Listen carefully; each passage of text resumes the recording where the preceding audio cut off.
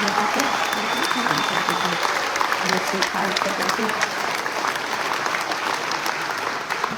have stood by our side in the fight against anti-Semitism. You have stood by our side in solid support for the state of Israel, and we thank you. The Honorable Pierre Poilievre has always put country above party, principle above politics, loyalty above expediency. Ladies and gentlemen, please join me in welcoming the next Prime Minister of Canada.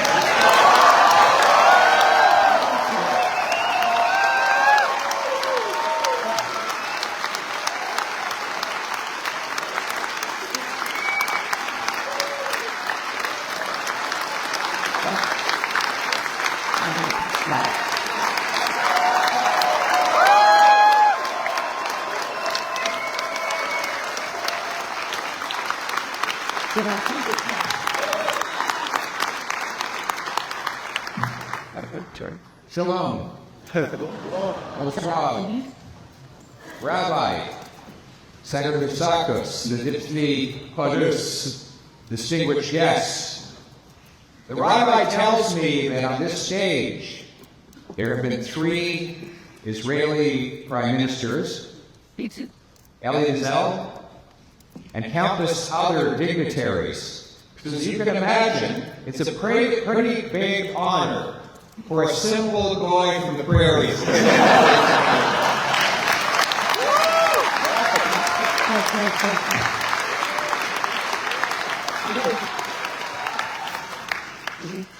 And you know, that's the great thing about Canada. You can come from anywhere to do anything. That's why I was born to a 16-year-old Irish mother. She put me up for adoption to 2 school teachers. But they raised me to believe that in Canada it didn't matter where you came from, it mattered where you were going. It didn't matter what you do. It mattered what you could do. Maybe that's why a great minister of immigration, Clifford Sifton, who wanted to populate the prairies where I came from, ran these advertisements all over Europe, saying that Canada was a land of great treasure. A land of great treasure. A land of great treasure. Remember that, because there will be a test later on. That's something to be happy about. But I see that there is, despite these terrible times, some happiness in the room. Maybe that's just because you're of the afterglow of the great Jewish celebration of Purim. I was talking to the rabbi on the way in, and he knew of my Irish roots, so he explained that Purim was like the Jewish version of St. Patrick's Day. And of course that makes sense, Rabbi, because the Irish are the 13th lost tribe of Israel.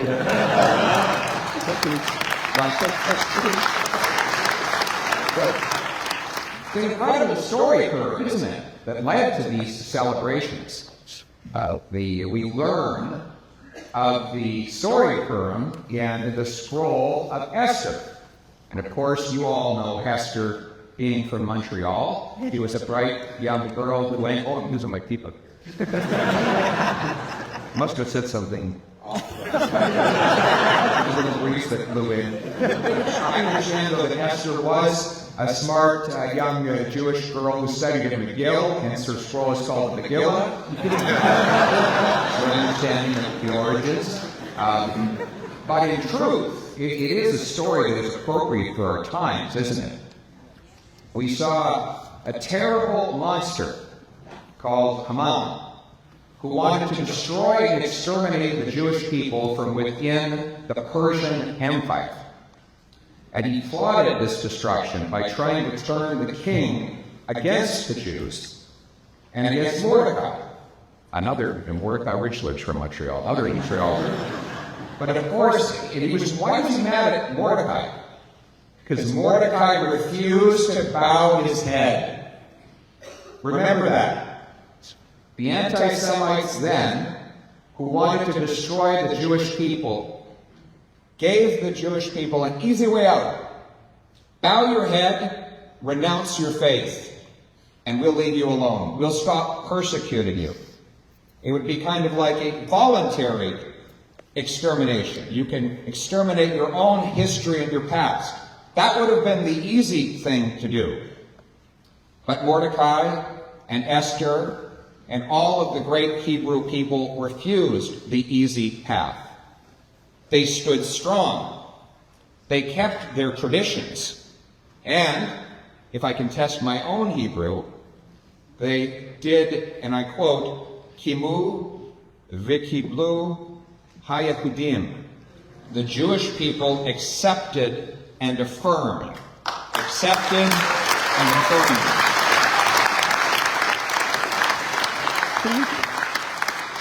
And it wasn't just that they accepted and affirmed to have a great celebration in honor of their triumph over Haman and the survival of their people. It was that they accepted what they had already affirmed, which is the law that came down from Mount Sinai. This was later explained in the Talmud. Do I have that right, the rabbis? The Talmud later explained the meaning of what they accepted, that they have accepted and affirmed the law that Moses brought down from Mount Sinai so many years before. I saw the perseverance of this law and this tradition when I backpacked through Israel in my youth. And there was a wonderful rabbi who let me stay with his family, actually, in a village called Beitar. Beitar is near Jerusalem.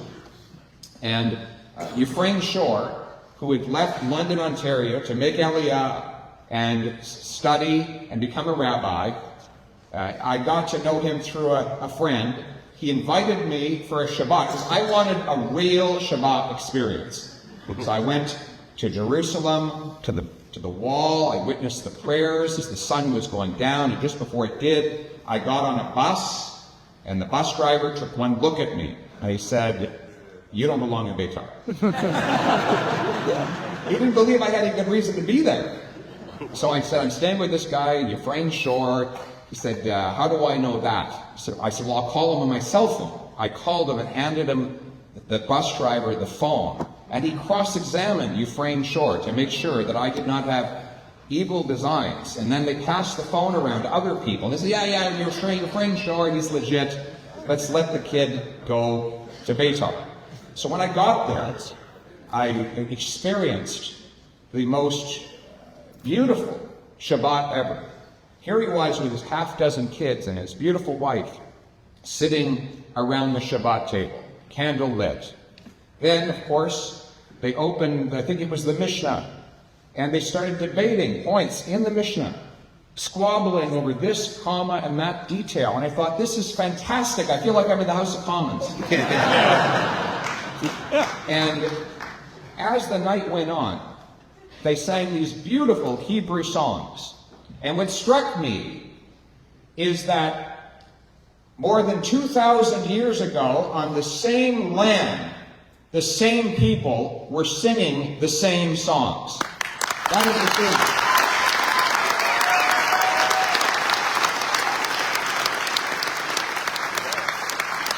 The Jewish people are the only people I know of who, in the same language, worship the same faith on the same land, in the same country, as they did 3,000 years ago. That is a true indigenous people.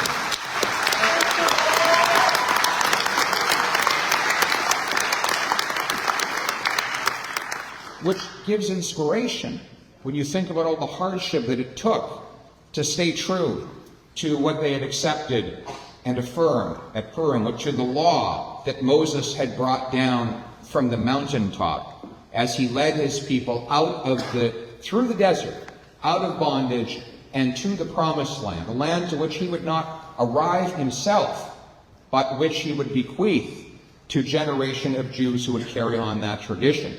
Now, I made the mistake the next day of going to the local park and scribbling in my notepad a journal of everything I had experienced. Not while I was wearing a kippah, everyone was looking at me.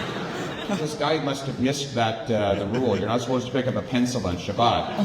But I was a slow learner. Nevertheless, the people were very kind to me. My time traveling around Israel was a beautiful adventure. I was welcomed by the Jewish people. There was hitchhiking then. Do you know that? They still, I don't think they do that now. But I was hitchhiking around the Holy Land, and young Jewish people would pick me up on the highway and drive me along to my next destination. And I was in many places where goys never go. I was in Beersheba, I was in En-Gedi, I stayed in a little kibbutz right next to the Dead Sea. We went to Metula, where there's the only hockey rink, a Canadian-sponsored hockey rink.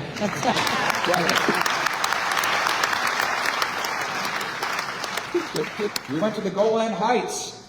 We stood up there, and there's the beautiful wineries. We literally witnessed with our own eyes Hezbollah lobbing missiles into northern Israel. And the courageous IDF forces flying back into South Lebanon to retaliate against the attack. This happened before our eyes. And I thought, the next day, we're going to have these newspapers filled. My family back home are going to be terrified reading about all this. Of course, none of it was even reported. It just happened, and it was such a regular happenstance that it wasn't even reported on. An unprovoked, yet another unprovoked rocket attack on the northern territory of a sovereign Israel. And as we traveled along, though, I realized that this was the most scientifically, democratically, and politically advanced country in the world. Incredible. See what they're doing.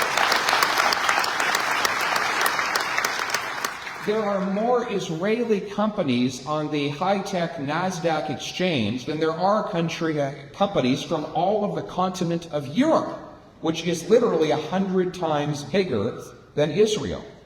This is the medical technologies, the softwares, the artificial intelligence that Israelis have invented. I mean, there's a little bit more in artificial intelligence in the Canadian government, but it's a different type.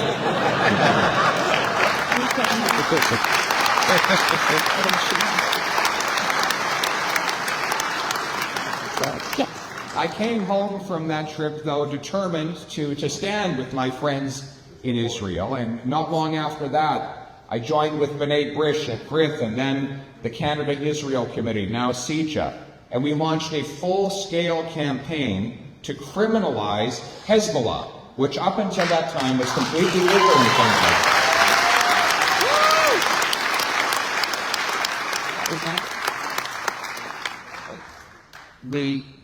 The Jewish people have stood with me in my journey through politics, some of my best friends and greatest advisors, including our very own deputy leader, Melissa Landsman.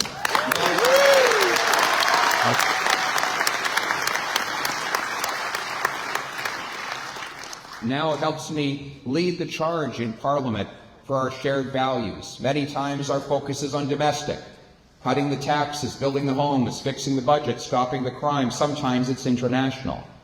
But we know that over the last several months since October 7th, it has been necessary for us to turn our attention to the defense of our shared values, of our eternal values. But before we discuss what happened on October the 7th, we must discuss what the events were that led to it. We know that Israel had just completed, in the recent years, previously thought to be impossible diplomatic breakthroughs through the Abraham Accord. These accords saw Israelis join hands with Emiratis and Bahrainis and the people of Sudan, to forge peace arrangements.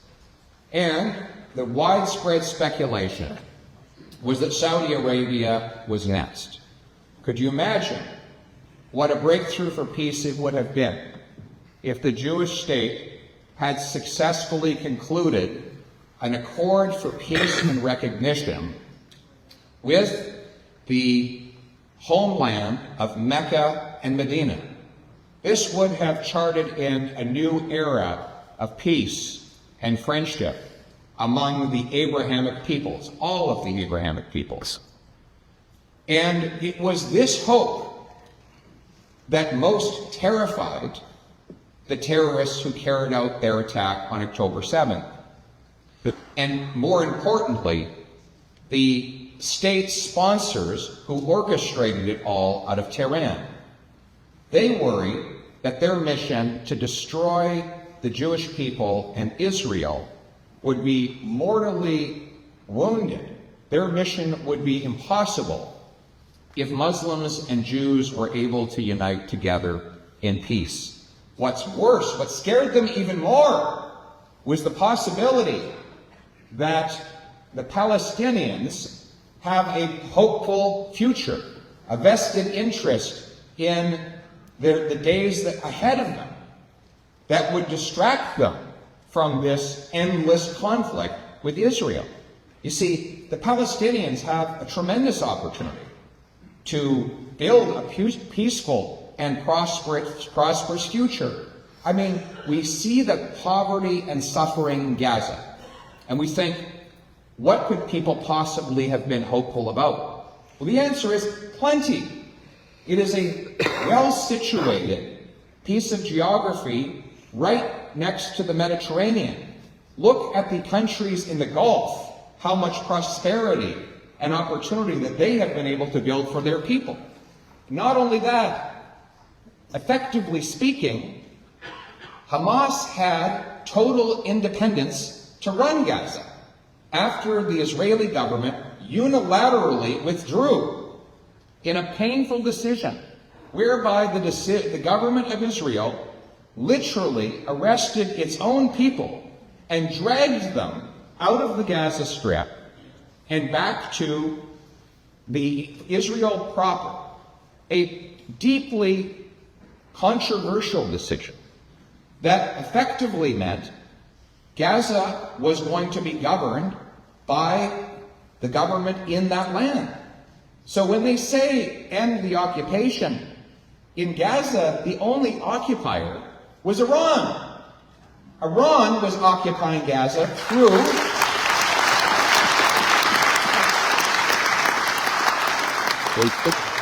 its intermediary, Hamas. Iran was remote controlling Hamas and ensuring that the Palestinian people would not be able to build a brighter future as long as Israel was next door living in peace and harmony. And it was feared that that discord would come to an end and that hope would take root that most terrified the regime in Iran.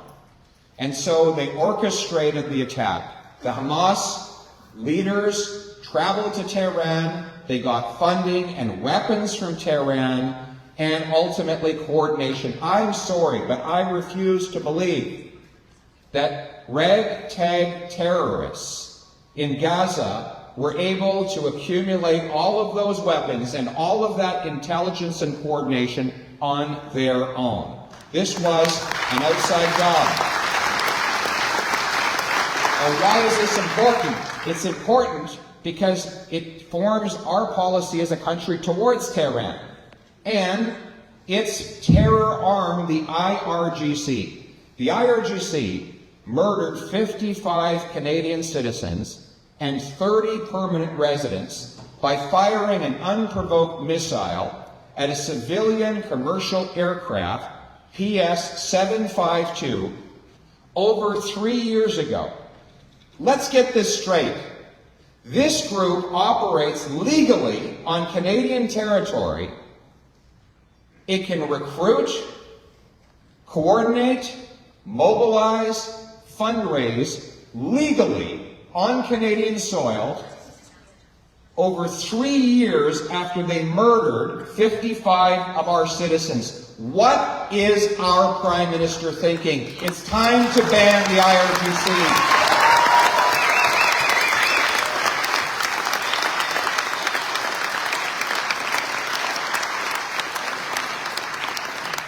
Common sense conservatives will continue to press the government to ban the IRGC, to remove the bureaucracy and streamline the funding for the security infrastructure program, so that shuls and all places of worship, including mosques, churches, Hindu temples, can put up the security to protect their people.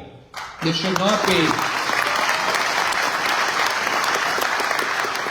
I think it is appalling that a mosque, which was targeted by an anti-Muslim violent attack in Mississauga 2 years later, still does not have funding to protect itself against future attacks.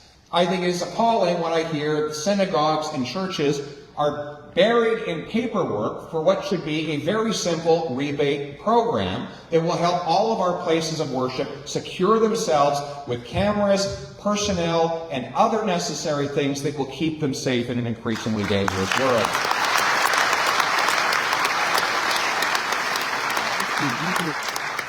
Here at home, we will bring in tougher laws to punish terrorists. We will bring in consecutive rather than concurrent sentences so that those who carry out mass murder will not get bulk discounts for the number of murders they commit. And just as we will keep our streets safe with jail and not bail for repeat violent offenders, and we will secure our borders.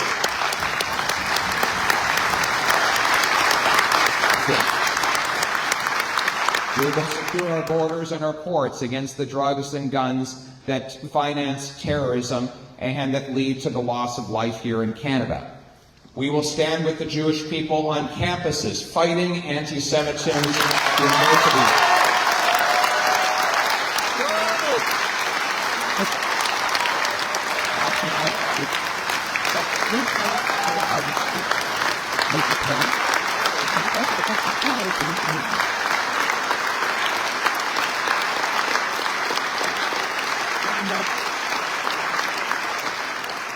Common sense conservatives will also defund anti-Semitism. We will go line by line through all the groups that get dollars from the federal government, and we will defund every single one of those that promote anti-Semitism in our country.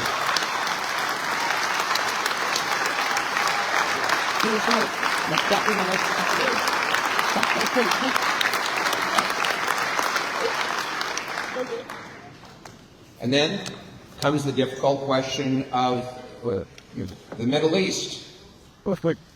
Now, I understand why the political pressures are high, and I understand why our Muslim friends and neighbors are suffering and are legitimately speaking out for the suffering of their loved ones in Gaza and in the West Bank. There's no doubt that the Palestinian people have been made by the Iranian regime and other dictators in the region into a chess piece, in an evil chess game. We know that there are dispossessed Palestinian families. Many of them have loved ones here in Canada. My heart goes out to them. I believe that we should ensure that Canadian aid actually goes to the suffering Palestinian people and not to those promoting terrorism in UNRWA.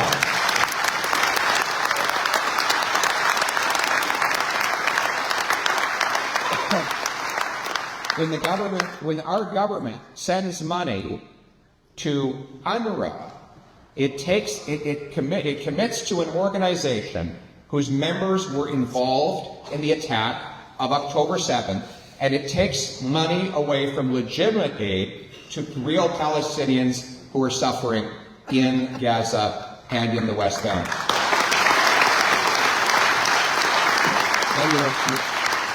We, as a rule, across the world, common sense conservatives under my leadership will be cutting back foreign aid to terrorist dictators and multinational bureaucracies and using the money to rebuild the Canadian armed forces.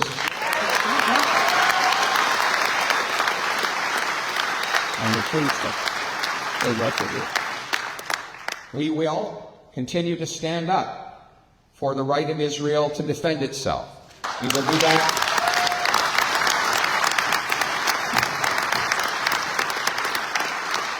And we will reject any motions and resolutions before the United Nations that unfairly target the Jewish state.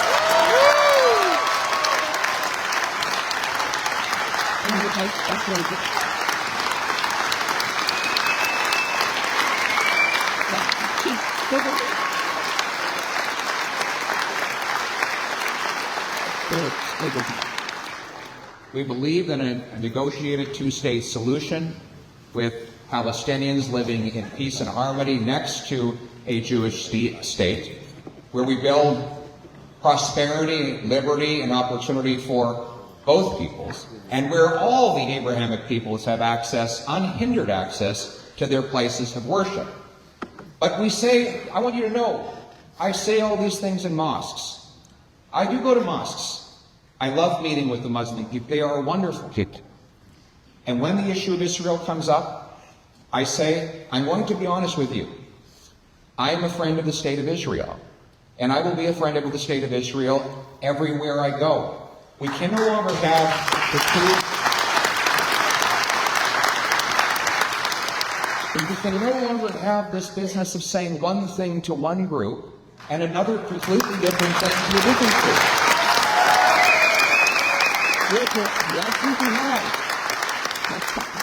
Justin Trudeau has come up with this political formula, right?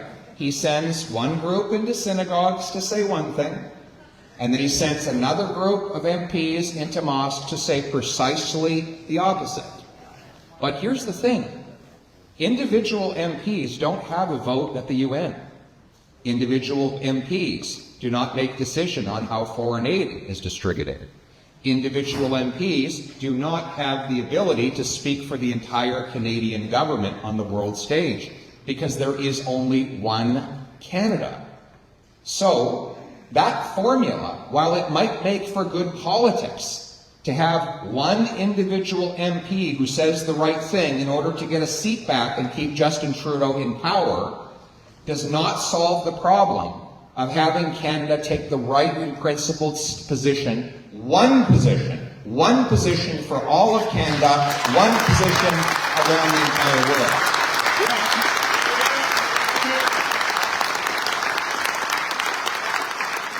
So every MP has to decide where they stand, not just what they say. And that stand is ultimately what matters the most. Now, conservatives will stand with you. I know that it's hard right now.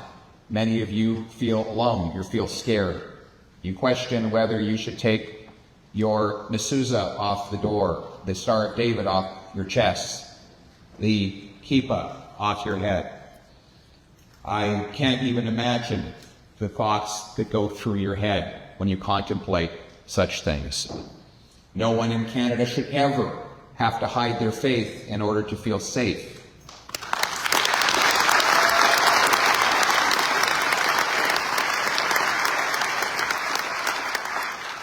I want you to know that you're not alone in these struggles. And you have friends. You have friends. I want you to know that you have friends not just in the Conservative Party, but across all of Canada, who will stand with you and will fight for you and work to protect you. And I want you to know, I want you to look at the echo of the unmatched history of the eternal Jewish people. I was able to witness that history and that resilience when then Prime Minister Harper assigned me to represent him on the March of the Living.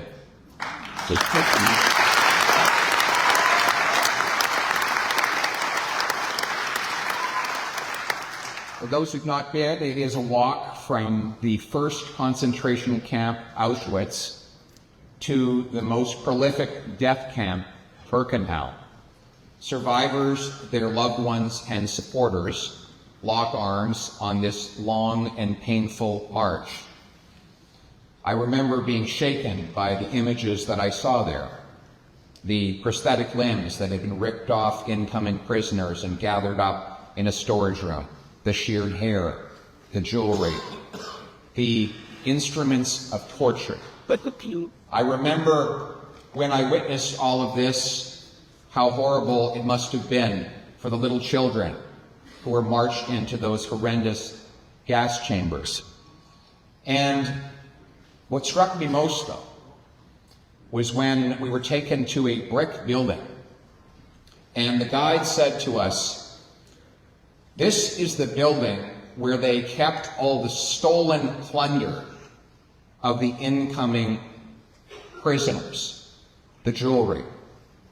It was there to house all of the treasure. So they named it after a land of great treasure. They actually called it Canada. Yep. Because all of those prisoners and guards had seen those advertisements from the Canadian government those decades before, that there was a land of great treasure. So they named the building after that treasure. And the guards would, in a sick joke, taunt the prisoners who had to go and work in sorting in that building by saying, "You're going to Canada today." Good. I thought of all the people who died dreaming of coming to Canada. It shook me. I remember breaking down in tears, and the ironic sight of Jews comforting me, a Gentile, at Auschwitz-Birkenau.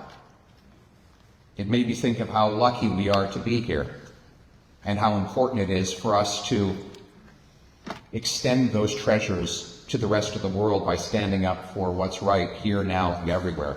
But you know what else I saw there? I saw the Jewish young people who were there to honor their grandparents or other lost loved ones. They would put small stones on top of big stones. There were no tombstones or other markings, but it was their way of saying, "We're still here. We haven't forgotten you. We still love you." And at the front, a cantor sang a beautiful psalmody, Psalm 23 in Hebrew. "Yea, though I walk through the valley of the shadow of death, I fear no evil, for you were with me, O Lord." And that gave hope and inspiration to the people there. But most of all, I saw Israeli flags flying in the wind. The Star of David, the symbol of the Jewish people and now its homeland, was like a symbol of triumph. It said, from the faces of those Jewish young people, "We are still here. You did not stop us. You are gone and we are still alive."